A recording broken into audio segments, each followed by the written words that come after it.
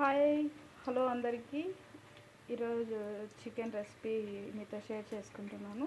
ముందుగా ఒక గిన్నె పెట్టుకొని అందులోకి ఆనియన్స్, కరివేపాకు, ఆవాలు, జీలకర్ర వేసుకొని వేగించుకోవాలి.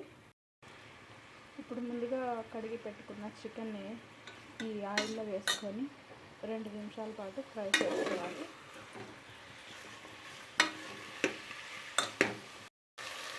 ఇప్పుడు ఇందులోకి కొంచెం ఉప్పు, ఇక్కడ పసుపు వేసుకొని వేయించుకోవాలి.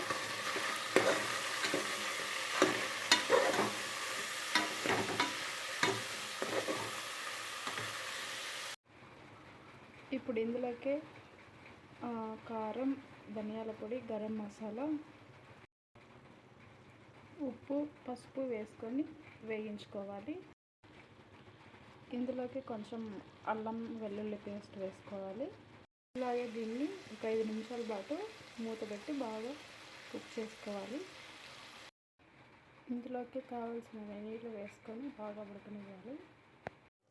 చికెన్ ఉడికిన తర్వాత కొత్తిమీర వేసుకొని దింపేసుకోవాలి. ఫైనల్గా ఇలా వచ్చిందండి చికెన్.